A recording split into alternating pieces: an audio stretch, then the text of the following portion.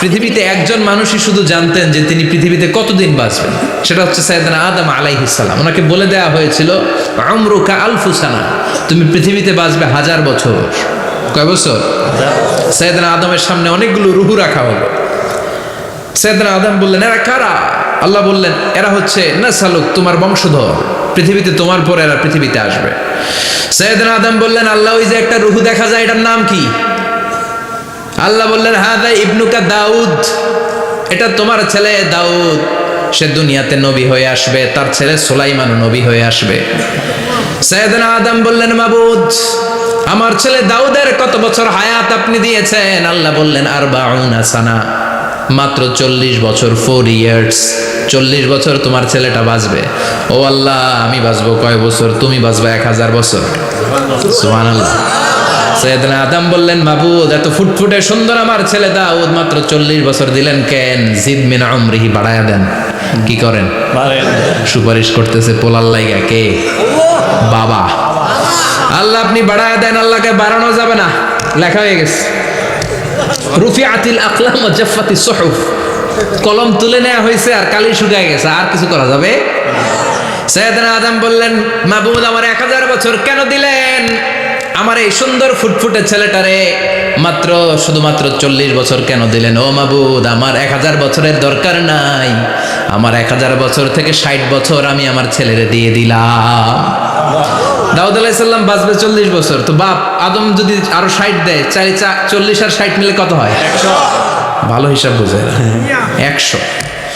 আর আদম আলাইহিস সালাম পেয়েছিলেন 1000 বছর, 60 কমে গেলে রইল কত? 940 বছর পৃথিবীতে থাকার পরে মালাকুল মাউত চলে এসেছে। কারণ এটা on time, the death will come on time, it never late, কখনো দেরি হয় না। আল্লাহ বললেন, লিকুল্লি উম্মাতিন আজালুন ফাইযা জাআ আজালুহুম লা ইস্তাখিরুনা সাআতাও ওয়া লা ইস্তাকদিমুন। মৃত্যুর একটা নির্ধারিত সময় আমি বেঁধে দিয়েছি, অন টাইম, অন টাইমেই চলে আসে, 1 সেকেন্ড আগেও আসবে না, 1 সেকেন্ড পরেও আসবে না। 940 বছর বয়সে মালাকুল মাউত এসে হাজির, এসে বলল, জিতু আন আকবাদা রূহাক, রূহ কবজ করতে আসছি। আদম আলাইহিস সালাম বললেন, রূহ কবজ করতে আসছো মানে? আমি বাঁচবো তো 1000 বছর। কয় বছর? মালাকুল মাউত বললেন, না না, ওই যে আগের কথা স্মরণ করেন, আপনি 60 বছর দিয়ে দিয়েছিলেন। কয় না, আমি দেই নাই, আমি আরো বাঁচুম, আরো 60 বছর পাওনা আছি, আমি দেই নাই। মালাকুল মাউত বললেন, আপনি দিয়েছেন? আদম বলে, দেই নাই। মালাকুল মাউত বলে, আল্লাহ ঘটনা দেখেন, দিয়া কয় দেই নাই। আল্লাহ কয়, থাক, কথা কইস না, আয়া পড়। সুবহানাল্লাহ পড়েন। নাসিয়া আদম ফানাসিয়া বানু, ভুলে গেছেন উনি, আমরা ভুলে যাই, আমরা খেয়ে বলছি খাই নাই, নিছিলাম পকেটে, কয় নেই নাই। এরকম ডাকাইত আছে না নাই? নাসিয়া আদম ফানাসিয়া বানু, বিশ্বনবী বললেন, আদম ভুলেছে তো তার সন্তানরাও ভুলে যায়। জাহাদা আদম ফাজাহাদা যুররিয়াতু, আদম অস্বীকার করেছে, তার সন্তানরাও অস্বীকার করে। সেদিন থেকে আল কিতাব ওয়া শুহুদ, মানে লিখে রাখার সিস্টেম আর সাক্ষীর সিস্টেম চালু হয়েছে। সুবহানাল্লাহ পড়েন। সুবহানাল্লাহ। 940 বছর বয়সে মালাকুল মাউত এসে আদম আলাইহিস সালামের রূহ নিতে পারে নাই। উনি 1000 বছর যখন হয়েছে তখন এসে সাইয়েদনা আদম আলাইহিস সালামের রূহ কবজ করেছে।